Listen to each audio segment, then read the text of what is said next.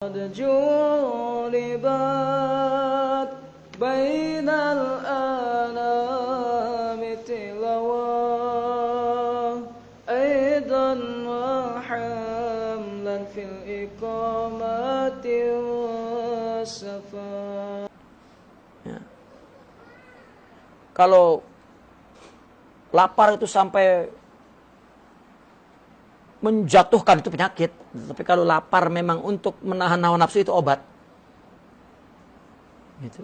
Sampai lapar, sampai lemah. Ya. Nah, ini ada salah pemahaman. Orang sufi jangan makan daging. Suruh puasa. Ya. Sebetulnya masalahnya, kesalahannya adalah,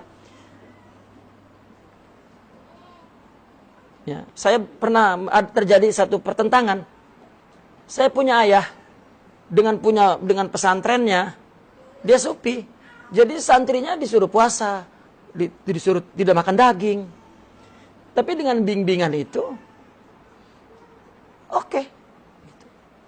Dia berilmu dan saleh murid-muridnya. Itu. Saya mungkin terakhir yang mengaji dengan ayah kecil-kecil, masih disuruh puasa, disuruh jangan makan daging.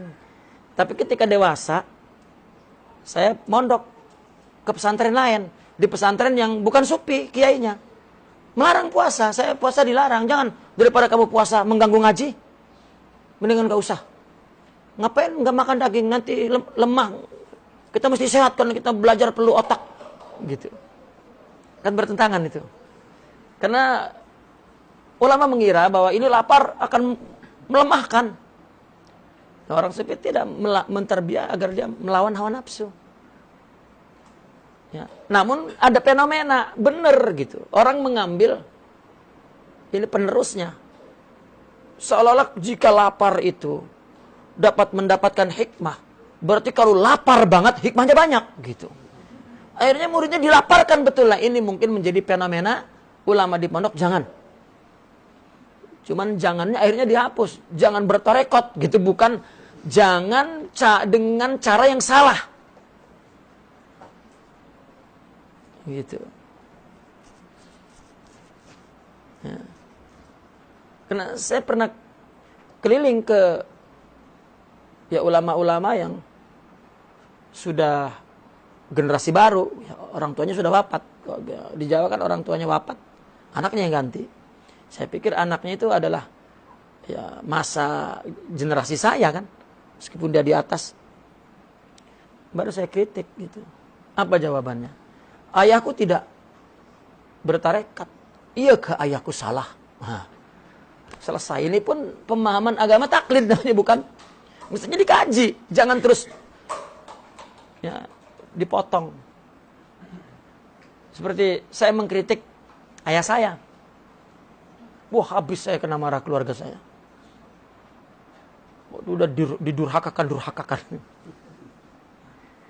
Ya. Kita hanya mengkritik bahwa ada yang menyebabkan orang salah paham. Andaikan bicaranya begini, mungkin tidak. Gitu.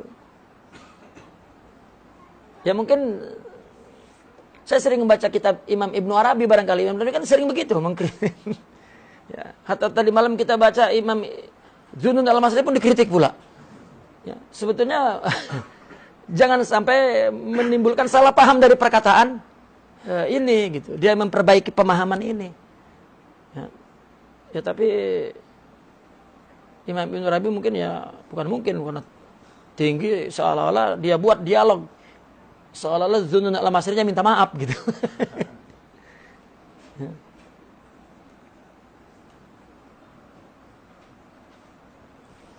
Fahkum bihi takun lahu muwafaqan musaddada. Ya. Maka hukumkan dengan itu.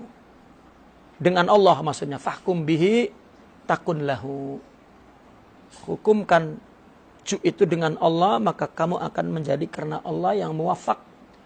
Jadi berikan muwafaqah dan musaddadan dan berada di jalan yang lurus. Wa ansadu fi dzamil ju' fi hakil kamilin. Dan mereka berqasidah juga mencaci ju' bagi hak kamilin.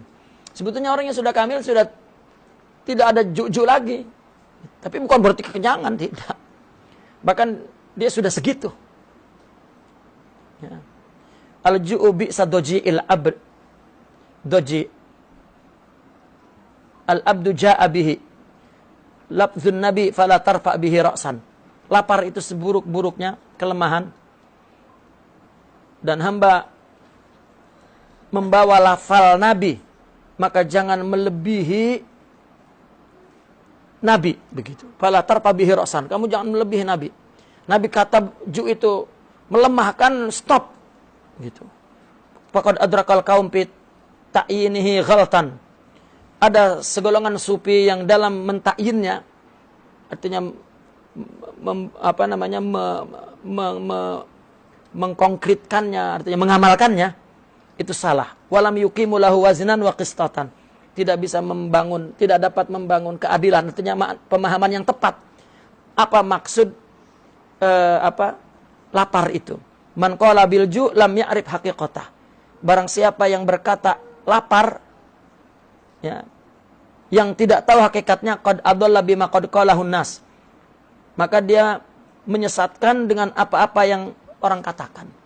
Kalau lapar-lapar tadi yang dikatakan kan, dibikin lapar, nah itu bahaya. Padahal tidak lapar sangat. Dan terjadi fenomena orang-orang tarekat di Jawa dulu sampai laparnya itu ya tak mau ngaji, tak mau apa, ya dibantah oleh ulama. Gitu. Itu laparnya lapar tarbiyah. Ya. Saya punya kawan, puasa itu setiap hari. Ketika di Mesir, puasa setiap hari. Saya bawa pergi haji dia, hari Arafah dia puasa. Padahal panas ngegencelang. Ya, dia tinggal 3 tahun di Mesir itu, bersama saya itu 3 tahun puasa, kecuali hari-hari yang diharamkan. Tetapi tiap hari, tiap pagi itu dia datang ke rumah saya, bersihkan rumah, karena selepas ngaji dia ikut baca hikam. Saya ada baca hikam, dia ikut mengaji. Jadi sebelum mulai mengaji itu, karena tiap hari mengaji itu subuh-subuh. Jadi lepas subuh itu datang, dia bersih. Pukul 7 orang mengaji sampai pukul 10. Ya. Dia tolong istri saya masak, dia. Kata saya, kamu puasa tidak lemah. Tidak. Satu hari apartemen dia tuh letak kasur-kasur itu di luar. Rupanya ada pencuri, orang Afrika tuh mencuri kasur-kasur yang cantik. Jadi begitu, kan itu di tingkat 5. Jadi begitu buka pintu, ini ada kasut yang hilang. Lalu orang tengok ke jendela, sudah di bawah turun. Ini semua pelajar lari. Ya. Ada 7 orang lari itu. Yang 6 orang itu lari setengah kilo sudah. Yang puasa ini terus 2 kilo lari. Artinya seorang murabi itu jika suruh puasa, cari orang yang memang tidak melemahkan tubuhnya. Gitu. Kalau memang di puasa lemah akan melemahkan, maka dia bukan puasa untuk melawan nafsunya. Ya.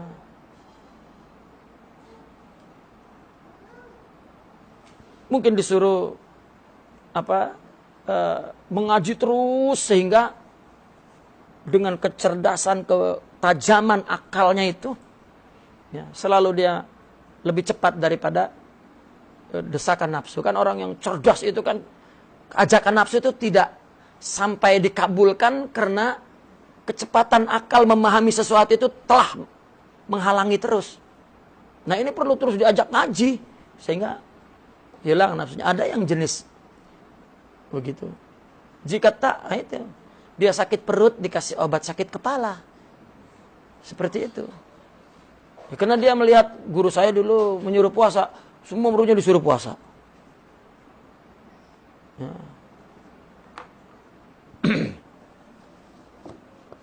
Seperti ada seorang sufi mewajibkan sholat jamaah. Wajib. Itu ketika dia memimpin pondok dan murid-murid yang duduk di pondok dengan dia. Tapi ketika murid yang ada di luar tidak diwajibkan. Ya. Tiba-tiba muridnya yang di pondok, lalu dia pulang memimpin masyarakat.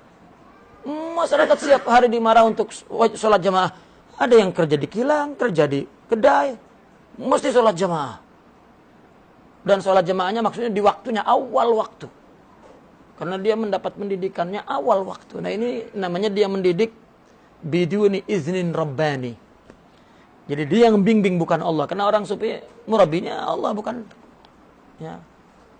Maka jika ada izin rabbani, si guru itu seolah-olah selalu mendapat ilham untuk bagaimana mendidik yang benar kepada setiap pribadi yang berbeda. Gitu. Jika dia mengaku murabbi, nanti dia yang mendidik. Ya sudah, dengan ilmu yang dia paham. Jadi rata semua orang dibikin. Ya, kuning-kuning semua. Ya, itu maknanya bukan torekot, itu party. Ya, jika kuning mesti kuning semua. Ya kecuali ada koalisi kuning dengan hijau. Ya.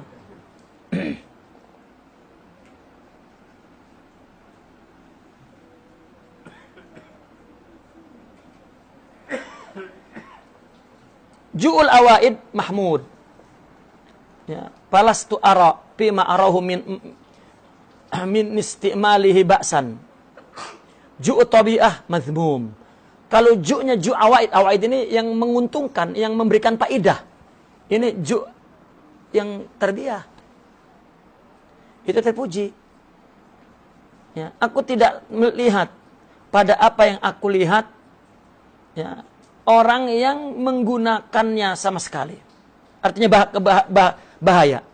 Jika orang menggunakan ju'nya ju' awaid, ya, maka aku tidak melihat seperti orang yang melihat bahwa itu ada masalah. Tak.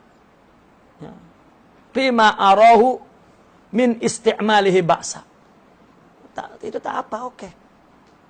Kalau ju'ut tabi'ah mazmumun wa laysa yara fihil muhaqqiq birrahmani inasa.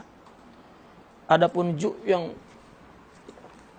ya, seorang wali pun makan. Ketika waktu makan tak dibagi makan, itu namanya lapar tabi'ah. Aduh, belikan nasi. Loh, katanya wali. Ini ju' tabi'ah. Ya, memang waktu makan tak makan. Itu lapar, memang lapar asli gitu. Lapar mereka itu adalah lapar makan cara Nabi. Makan yang tidak mengikuti nafsu. Maka pedomannya berhenti sebelum kenyang. Kita sudah kenyang pun tak berhenti. Ini berhenti sebelum kenyang. Ya, jangan tidur sebelum ngantuk. Ini kita belum ngantuk pun sudah disiapkan tempat tidur. Ya sudah.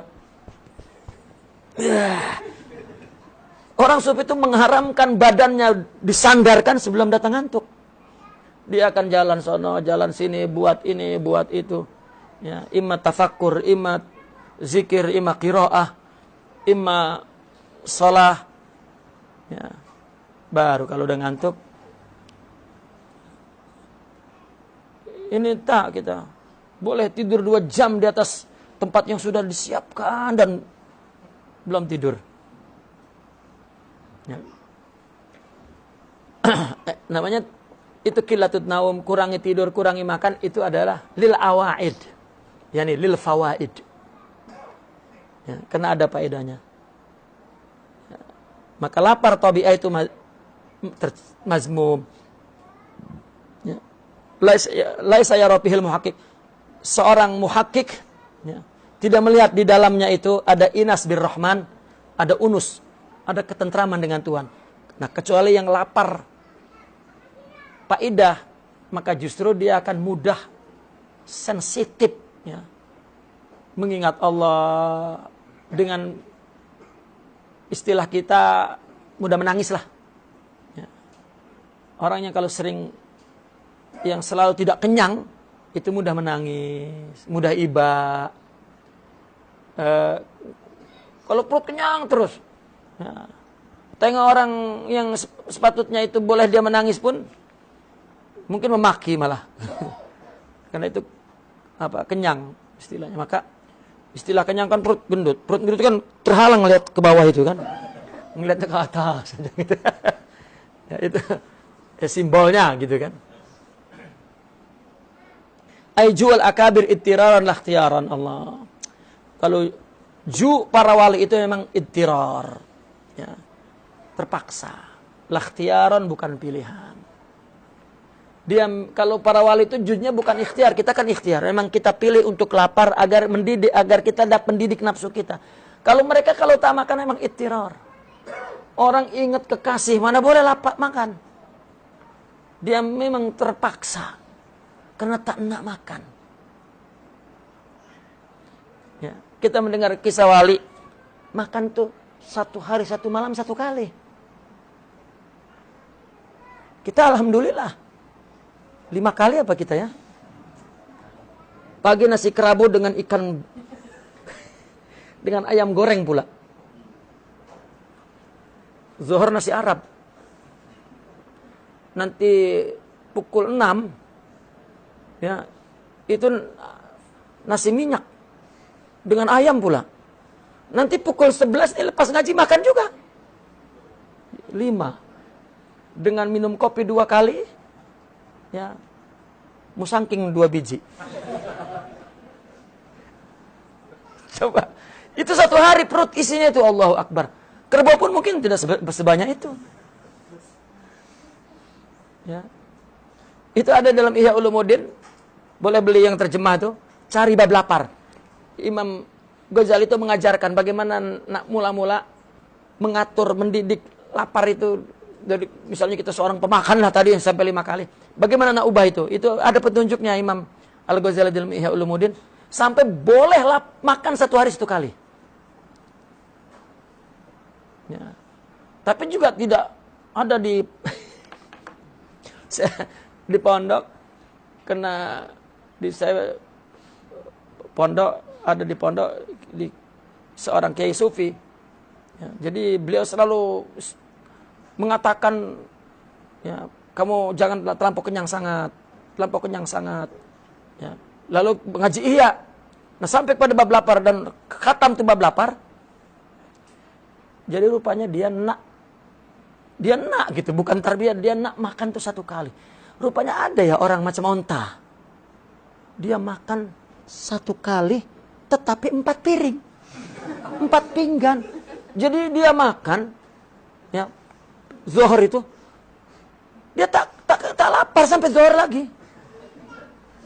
Jadi betul 4 pinggang. Betul. Ya. Dan jadi macam onta kan boleh mengisi makanan kan untuk perjalanan 100 kilo. Ya. Jadi ketika lapar dari simpanan itu masuk ke dalam perutnya, baru dikelola, dihadam kan, gitu terus. Itu ada orang macam onta gitu. Saya menyaksikan teman tuh di pondok 4 pinggan dia makan tuh. Iya sekali tapi ya, tetap itu ayu asir kepada sifat bahimiyah. Ya. Ya sebetulnya mu'tadilnya seperti Nabi lah, makanlah. Sepertiga untuk makan, sepertiga untuk minum, sepertiga untuk napas. Ya. Kita sepertiga itu makan saja. Sehingga minum air nanti selepas 2 jam kena tak cukup perutnya.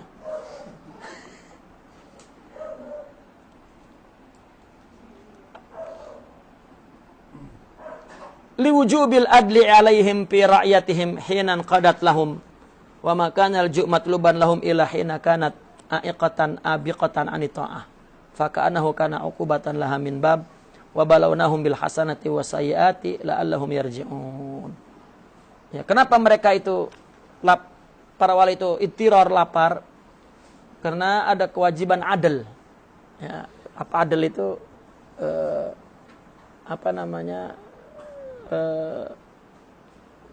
adil gitu.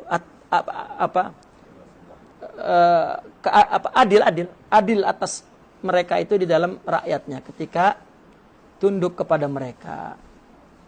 Ya. Tidaklah lapar itu dituntut kepada mereka, melainkan ketika rakyat itu ya, lari dari taat, seolah-olah itu merupakan sanksi mereka dari bab, maka kami uji mereka dengan kebaikan dan keburukan agar mereka kembali kepada Allah Subhanahu wa taala. Itu diumpamakan nafsu itu tidak tunduk, sedangkan nafsu itu umpama rakyat yang dipimpinnya, maka dilaparkan. Gitu. Sehingga dilaparkan maka akan tunduk kepada dia dan tidak lari daripada taat. Ya, jadi nafsu itu dapat dipakai untuk ya, melakukan kebaikan dengan sifat-sifat rohani itu. Ya. Nah, karena Allah menguji itu bukan hanya dengan kebaikan, ya. Dengan keburukan pun ujian. Artinya orang dikasih makan itu ujian yang berat. Ya. Begitu juga dilaparkan itu juga ujian, gitu. Maka dibikin enak, dibikin tidak enak oleh Allah sebetulnya agar kita kembali kepada Allah Subhanahu wa taala.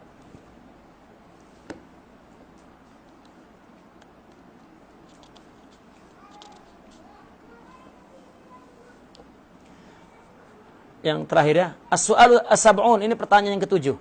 Was'aluni, jin bertanya kepadaku, lima lam yahzanil akabiru ala ma fatahum min umuri dunya wal akhirah ma anal khuzna ala pawati taati mahmudun. Kenapa para pembesar itu, wali-wali yang besar itu tidak sedih terhadap keluputan perkara dunia dan akhirat? Kalau dia terlepas ya, perkara dunia dan perkara akhirat tidak sedih. Padahal kesedihan atas keluputan taat itu terpuji. Ya. Kita tidur, bangun pukul 8, pukul 9, subuh terlepas kan? Itu namanya fawatut ta'ah. Jika kita bersedih, itu kan mahmud. Ya. Kenapa para wali itu tidak sedih? Fa'ajabtuhum, maka aku menjawab, al-huznu ala fawati ta'ah, ta'at laisa mahmudan illa fi maqamil iman wal hijab. Ya, wa'timadi sahibiha alaiha dunallah. Sedih terhadap keluputan taat tidaklah terpuji. Melainkan terpuji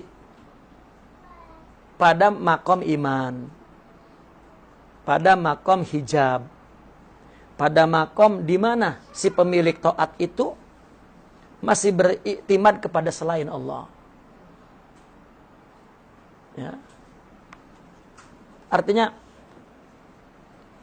kita janji dengan kekasih. Rupanya kita janji pukul 7. Kita lupa. Pukul 9 baru datang. Ya. Kalau memang itu adalah seorang yang betul-betul cinta, maka yang dia sesali itu adalah tidak melihat dia di pukul 7 itu. Dan dia akan sedih kepada kekasih ini, bukan kepada tidak datangnya ke pukul 7 itu. Gitu. Ya. Jika kenapa jadi saya tidak datang pukul 7? Seharusnya saya disiplin pukul 7 ini mesti datang. Kenapa? Ya. Sedangkan kekasihnya menunggu dia minta maaf, dia lagi aku tidak disiplin. Kenapa pukul 7 ini ya, tidak baik, ini tidak maju ini aku pengkhianat ini. Jadi sedang berpikir, ketakutan dia dikata pengkhianat ya. Tapi jika orang cinta malah terus memeluk kekasihnya, ampunkan aku ya, aku tak dapat mengelakkan jam kah atau apakah gitu. Ini begitu kekasihnya marah, dia marah pula. Ya kau jangan marah lah, aku jam nih tahu. Ya. Nah, ini artinya bahwa dia terhijab dengan kekasihnya itu. Dia berpikir bahwa dia sedang membangun sifat baik pada dirinya. Ya. Ammal arifuna falam ya'tamidu ala amalin min a'malihim qatli annahu makhlukun wa in khatara ala khatirihim pawatun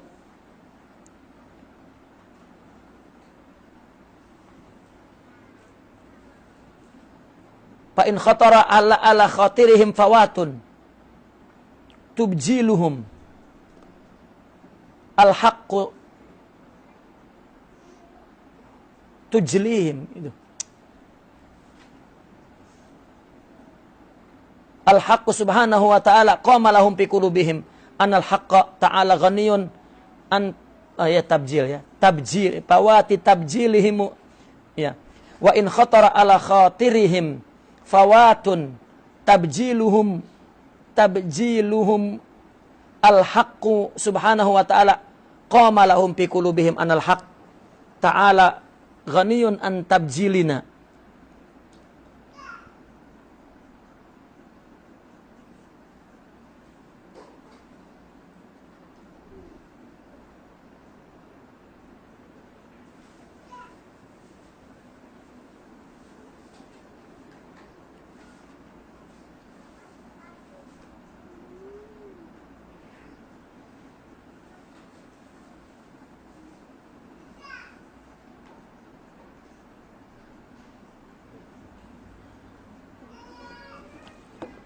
Adapun orang arif, mereka tidak beriktimad kepada amal-amal mereka sama sekali. Kenapa? Karena amal itu ciptaan makhluk. Kalau terlintas di benak mereka ada fawat, ya, ada keluputan, ya. Kok itu ada tabjiluna, tabjiluhumul haq gitu. Yang Allah besarkan. Qama lahum fi qulubihim, maka itu qama lahum artinya dibangunkan untuk mereka di dalam hati mereka bahwasanya Allah ghaniyun an tabjilina. Bukan pawatin tabjiluhum al-haq. Jika terlintas pada mereka keluputan yang mana sepatutnya itu mereka pengagungan mereka kepada Allah, maka berdirilah ya, di dalam hati mereka, ya, Allah itu mendirikan untuk mereka di dalam hati mereka bahwasanya Allah tidak perlu kepada tabjil kita kepadanya. Wa huwa kamilun ala dawam la yazidu tabjiluhu bina wala yanqusu bi adamina. Ya. Allah sempurna senantiasa selama-lamanya. Tidak bertambah dengan pengagungan. Tabjil itu artinya keagungan Allah dengan kita dan tidak berkurang bi adamina dengan tidak mengagungkan. Seolah-olah kita tidak melakukan ibadah. Waduh, bagaimana? Ya. Di mana ibadah itu adalah mengagungkan Allah. Maka di dalam hatinya akan timbul satu pemahaman qama lahum fi qulubihim bahwa Allah tidak perlu pengagungan kita. Allah selama-lamanya sempurna. Ya. Kita tidak agungkan pun. Kita agungkan pun Allah tidak bertambah, ya, dan kita tidak agungkan pun Allah tidak berkurang. Wa ansyadu fi bayani dzamin min khuzni ala fawati ta'a wa bayani jahli. Allahu a'ta kulla syai'in khalaqahu tsumma hada. Fama tara min fa'itin qad fata fal khuznu sudah. Ya. Allah telah memberikan segala sesuatu kepada makhluknya, kemudian Allah kasih hidayah. Maka tidaklah engkau melihat daripada keluputan, ya, qad fata yang telah betul-betul luput, maka kemudian sedih itu artinya begitu fal khusnu sudah, maka sedih itu begitu saja tidak ada artinya. Fala makana ahlullahi la ya'uluna illa 'ala Allah, ketika ahli Allah itu ahlillah hanya bergantung kepada Allah, wa huwa la yasih fawatuhu, maka tidak boleh luput. Lam yaktarisu bi ziyadatil a'mal, mereka tidak merasa ada bencana dengan menambahnya amal. Bal ba'duhum yaskurullah alladzi lam yuksam lahu ziyadatun fit takalib, Bahkan sebagian para arifin itu, para ahlilah itu bersyukur kepada Allah yang tidak dibagi kepadanya tambahnya kelebihan taklif yang lebih. Wa yaqulu alhamdulillahilladzi anamani fi hadhihi lailah. Alhamdulillah Allah telah menidurkan aku di malam ini. Summa annahu yastaghfiru min jihati tilkal khidmah. Ini kita enggak paham ini. Ya, kenapa para wali jadi seperti itu? Ya, mereka tidur sampai terlepas. Begitu bangun, Allah. Bukankah tidur itu rupi al-qalam? Ya. Tidur itu rupi al-qalam, begitu dia tidur bangun subuh lepas, ya berarti Allah maafkan. Allah tidak bebankan satu kewajiban. Alhamdulillah. Ya, tetapi seperti yang mereka katakan, mereka tidak pernah ada ingin melanggar taat. Dan tidak pernah lupa sedikit pun tentang Allah. Gitu. Ya kalau kita sholat aja lupa. Kita tengah sholat saja lupa. Apa bedanya kita tidak sholat dengan sholat? Kalau dari segi hakikat sama-sama lupa. Maka kalau dalam kedudukan itu ketika tidak sholat dia mesti sedih. Tidak mereka. Karena mereka tidak ada luput dari Allah. Ketika sholat, maka tidaklah mereka itu melanggar syariat, melainkan dalam keadaan ya, ima tidur, ima pingsan, ima lupa, ya, dan dia tidak lupa kepada Allah. Bahkan dia bilang bersyukur karena 5 kali sholat jadi hilang 1/4 gitu. Tapi tidak disyariatkan bahwa ini betul, tidak. Ini kan kondisi dia yang tidur, yang lupa, ya, atau tak tahu waktu, gitu. Dengan kata lain, dia iktimad kepada Allah. Kalau dia futu, yakni terlepas, ya. Yang dia sedih adalah karena lupa dengan Allah, gitu, itu aja. Maka ada istilah al-waqtu la yuqda, gitu. Ama haqqul waqti yuqda. Kita tak sholat subuh. Sholat subuhnya kita boleh sholat pukul 9. Tetapi ya subuhnya itu, misalnya subuh pukul 6 tepat. Pukul 6 tepat itu, ya, itu yang tak dapat diganti. Karena pukul 6 tepat esok itu, hari itu, hak hari itu. Hak hari ini tak dapat diganti. Kalau subuhnya boleh diganti, pukul 9 pun boleh. Maka hak waktu boleh diganti, tapi waktu ini tak boleh diganti. Mereka tak ada waktu, bahkan mereka menyebut waktu itu adalah bihadratillah. Jadi mereka tak ada luput. Maka ketika luput dia tidur, alhamdulillah. Dalam arti bahwa dia dikurangi beban taklif itu. Ya. Ya, karena dia tidak pernah luput dengan Allah. Kalau kita subuh itu lepas, ya, memang sebelum tidurnya luput, ya tidurnya lagi luput gitu. Yang lewat subuhnya oke, Allah maafkan. Tetapi ya, kita tidak bisa mengatur waktu tidur dan tidak dapat bangun pada tepatnya. Ini yang tidak dimaafkan. Karena dia ghaflah kepada Allah. Ya.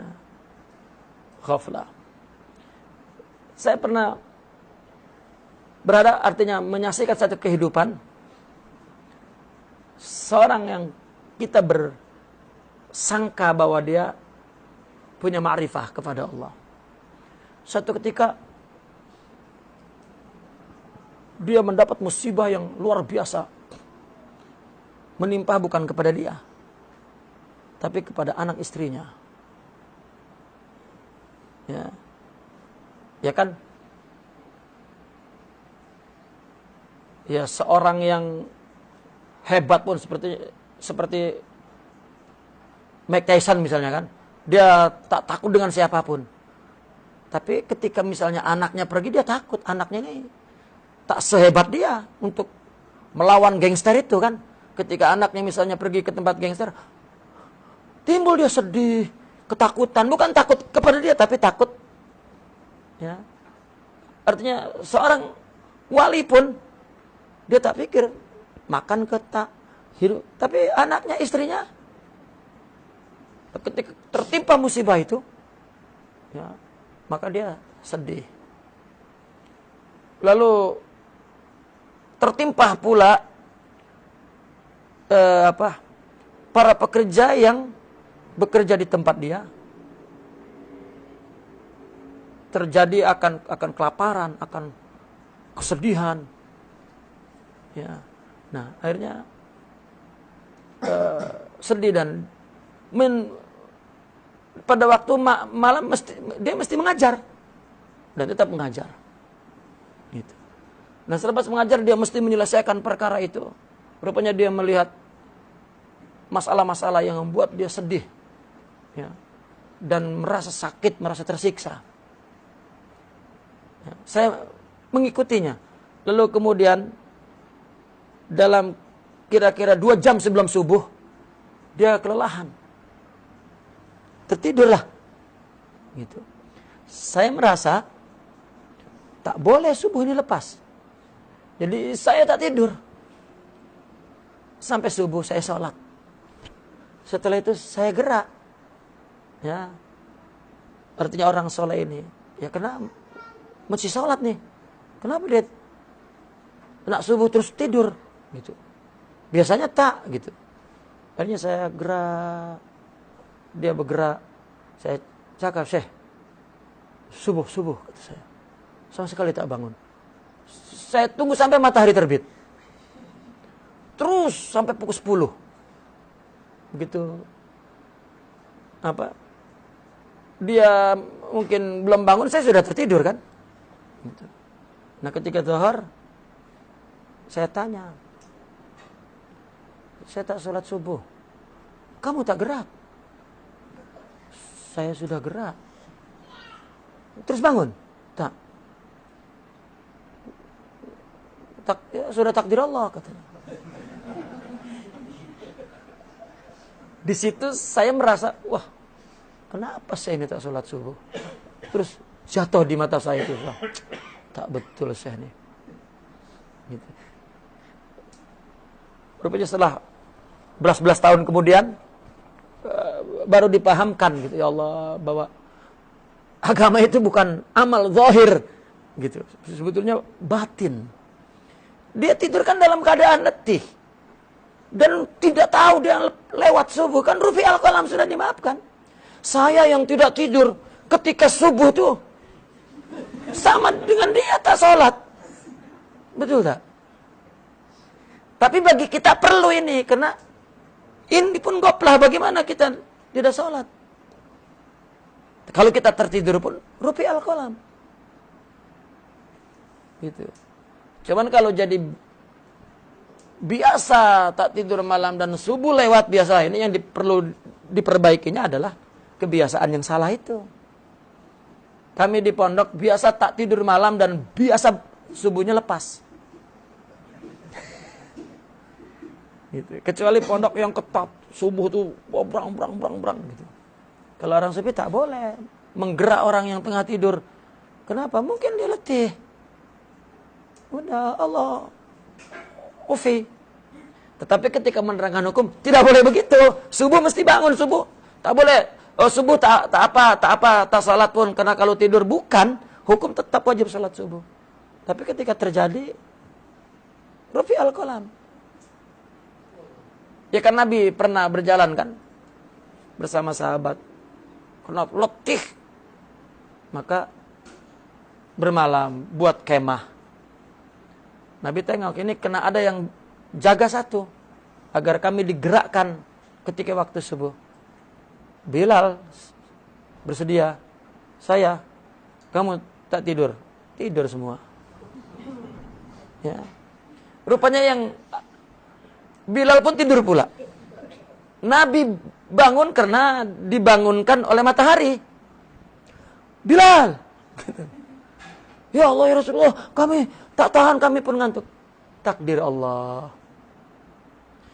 Nah, tiba-tiba Sayyidina Ali pengantin baru. Ketika sholat subuh, Nabi tak mula karena Sayyidina Ali tak datang. Tunggu hingga habis tuh subuh tuh. Oh, Ali tak datang sholat subuh. Terus Nabi sholat. Salam-salam balik. Ya. Begitu Nabi balik, sudah ada matahari, Sayyidina Ali baru bangun. Gitu. Ditanya, kenapa kau tak sholat subuh? Takdir ya Rasulullah. Rasulullah marah. Ya. Artinya ini bukan takdir, dirubah waktu tidurmu bersama istri. Ya. Jangan bikin serangan malam, lebih baik bikin serangan fajar. Supaya subuh tak lepas. Ini malam terus subuhnya lepaslah. Gitu. Artinya jika memang dia lemah karena ada masalah, dia tak tahan tidur, ya, tidur. Dan berarti fat itu tidak menyedihkan. Bahkan dia bersyukur Allah yang mengurangi taklif itu. Gitu. Tapi bagi dia, bagi wali itu. Tapi bagi kita, makanya ulama fikih pun ikhtilaf apakah perlu dikodok atau tidak. Kodok itu perlu atau tidak. Ya, meskipun artinya jumhur lebih banyak memilih kodok karena adaan maka kodokan. Tapi ada sebagian kecil orang pikir sudah. Ya, lepas saja sudah. Gitu. Karena itu takdir. Tapi ya, Syafi'iyah, Sufiyah, kodok. Ya. Mana? Aduh. Wa ansadu fi bayani dhammin min khuznin ala fawati ta'ah. Dan mereka berqasidah menjelaskan tentang mencela orang yang sedih karena keluputan taat. Udah. Falamma kana ahlullah, karena ahli Allah itu tidak bergantung kecuali kepada Allah. Mereka tidak boleh, mereka itu pawat. Tidak ada pawat itu, tidak ada. Kita kan jangankan tidur, melotot pun memang kita sebetulnya terlepas dari Allah. Allah tak pikir. Gitu. Kalau mereka tidak pernah selama mata melotot, hidup terus ingat Allah. Maknanya ketika dia lepas taat, itu sudah anugerah dari Allah, dikurangi bebannya. Makanya kata mereka beban sholat itu, beban ibadah itu tidak seberat beban syuhud, beban ingat Allah. Nah, mereka tidak bergantung kepada amal. Kita kan ingatnya amal, bukan Allah. Gitu. Ini yang bahkan sebagian orang ya, yang tidak mendapat bagian tambahan taklif berkata alhamdulillah yang mana Allah telah membuat aku tidur malam ini, kemudian baca istighfar min jihati tilkal khidmah. Sepatutnya pada waktu dia salat itu enggak, dia istighfar, memohon ampun kepada Allah. Walau lam yuksam lahu a'maluha wala yarid alaina ma ruwiya anhu Nabi sallallahu alaihi wasallam min qaulihi ma ma'nah ma min ahadin yamutu illa nadam al-musi wal muhsin. Walau andai tidak dibagi kepadanya amal, ya, dan tidak datang kepada kita apa yang diriwayatkan Nabi dari perkataannya yang artinya tidaklah seorang mati melainkan mereka menyesal, baik seorang yang baik dan orang yang buruk, orang yang baik tetap menyesal. Orang yang buruk menyesal akan keburukannya. Orang yang baik menyesal bahwa dia kenapa dia tidak lebih banyak lagi buat kebaikan. Orang mati semuanya menyesal, baik orang yang buruk, orang yang baik. Qila ya Rasulullah, qad fahimna hadal musi, fama balul muhsin. Kalau orang yang buruk kami paham. Lalu apa orang yang baik itu? Faqala in kana musian nadim alla yakuna naz'un wa in kana muhsinan nadim ya alla yakuna jdada intahana. Jika orang buruk itu menyesal ya alla yakuna naza' gitu. Artinya agar tidak ada bagi dia itu naz'un. Ya.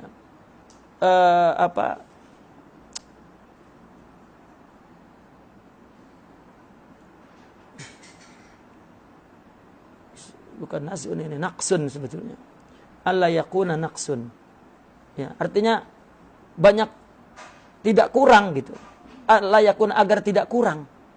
Ya Allah, kenapa saya buruk gitu kan? Jadi kurang kebaikan itu. Nah, kalau itu orang yang berbuat baik menyesal, ya, karena tidak bertambah. Ya Allah, kenapa kebaikan saya sedikit sangat?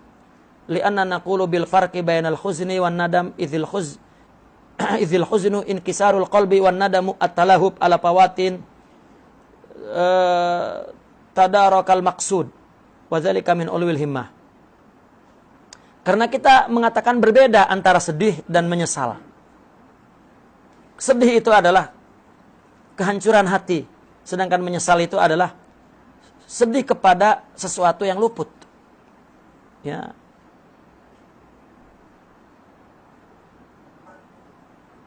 Ala fawatin. Ini sama maksudnya, demikian itu adalah dari uluwil himmah. Wa man fahima qaulu ma min ahadin yamut, kalau memahami perkataan Nabi tadi, tidak adalah seorang yang mati. Wa arifal farqa bainal maut wal hayah. Memahami perbedaan antara mati dan hidup, adraka haqiqata mahunaka, dia akan memahami hakikat, ya, yang ada di situ. Wa in kana dzalika alladzi hasalal maut qabla hudusi, kalau terjadi mati, ya, terjadi kematian sebelum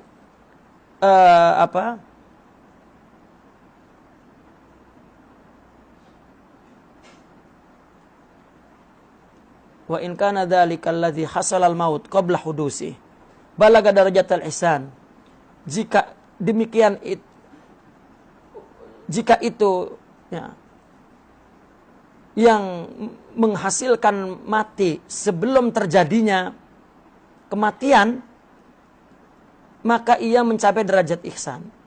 Karena kebahagiaan abadi itu ada muturwi mautih ala martabati ihsani. Ya. Tidak jatuhnya atau datangnya kematian di atas martabat ihsannya. Ini mereka membedakan antara mati dan hidup. Kan ini Nabi mengatakan, ma min ahadin yamut illa nadim al-musi wal muhsin. Tidaklah seorang mati melainkan mereka menyesal. Ya. Lalu kemudian beliau mengatakan, karena kami membedakan antara sedih dan menyesal. Di sini kan pernyataannya sedih. Ya, kalau sedih itu adalah kehancuran hati. Hancur hati itu adalah karena jauh dari Allah. Karena ada hadis itu, ana indal munkasirati qulubuhum. Saya berada pada orang yang hatinya hancur, sedih karena takut tak diterima, karena takut Allah cabut ingat dia, yakin dia, ya, karena dia tahu itu anugerah Allah, maka dia selalu ketakutan, sedih. Ini adalah orang yang bersama Allah. Nah, maka sedih karena dia terlepas sholat, dia ini tak tepat, kecuali menyesal, gitu. Misalnya dia sampai terlepas, besok tak boleh terlepas, itu lain. Ya, karena menyesal itu adalah sedih terhadap keluputan aja, gitu. Talahub itu bukan sedih inkisarul qalb, gitu. Dia ingin agar tidak lagi luput, gitu. Maka ini akan ketemu maksudnya, dan itu merupakan semangat yang tinggi kalau begitu. Ya, terlepas subuh hari ini, besok tak boleh. Meskipun tidur dan dia tidak sedih dengan itunya, karena itu Allah tidurkan. Ya. Tetapi mungkin aku berjalan letih sangat, jadi aku tertidur. Nah, ini yang dipikir, esok tak buat gini lagi. Ini namanya nadam. Kalau sedih, tidak melainkan hanya kepada Allah, bukan kepada amal. Nah, dan orang yang memahami perkataan Nabi, ma min ahadin yamut, gitu. Ini mati. Nah, beda antara mati dengan hidup. Ya. Kalau udah mati nanti di akhirat, yang buruk menyesal, yang berbuat baik menyesal. Tapi orang hidup,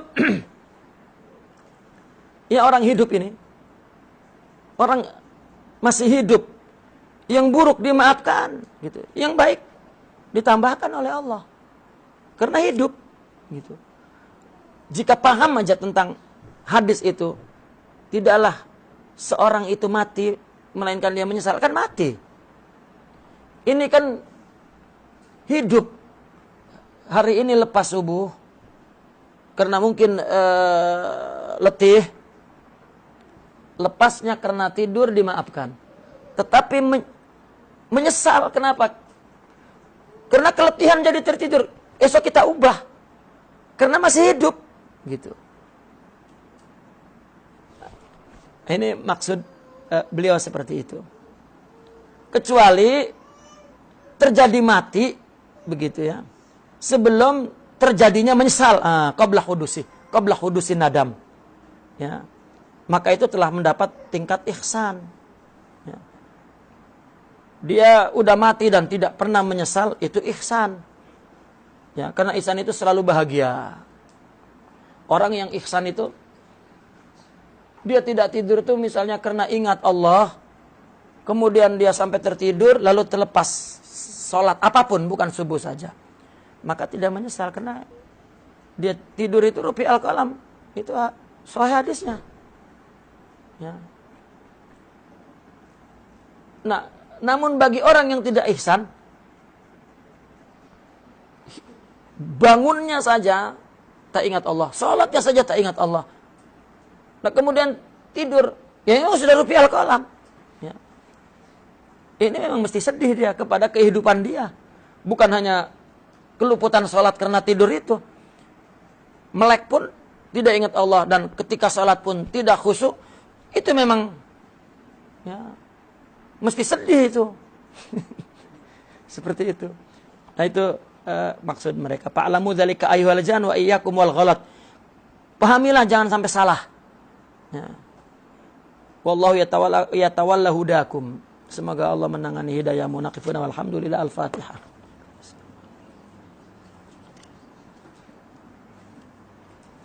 Ini jin soalannya makin kesini makin tinggi jin ini. Allah. Patut di awal-awal dia cakap. Dia sudah pusing-pusing kan. Ke para sufi jin itu tak mampu jawab. Akhirnya dia pergi ke sufi manusia. Dia milih Imam Syaroni untuk bertanya. Allahumma salli ala sayyidina Muhammadin wa ala alihi washabihi wa barik wa sallim. Allahumma inna nas'aluka ya Allah an tuhaqqiqana bima 'allamtana wa 'allimna ma yanfa'una wa zidna ilman bi rahmatika ya arhamar rahimin. Allahumma inna nas'aluka ilman nafi'a wa nuran sati'a wa qalban khashi'a wa badanan sabira wa shifaan min kulli da'. Allahumma kun lana wa la takun alayna ya Allah. Kun lana wa la takun alayna wa athirna wa la tusir alayna. La ilaha anta subhanaka inna kunna minadh zalimin. La ilaha illa subhanaka inna kunna minadh zalimin. La ilaha illa subhanaka inna kunna minadh zalimin. Zalamna anfusana wa tub alaina wa illam taghfir lana wa tarhamna lanakunanna minal khasirin. Rabbana atina fid dunya hasanah wa fil akhirati hasanah wa qina adzabannar. Alhamdulillahi rabbil alamin.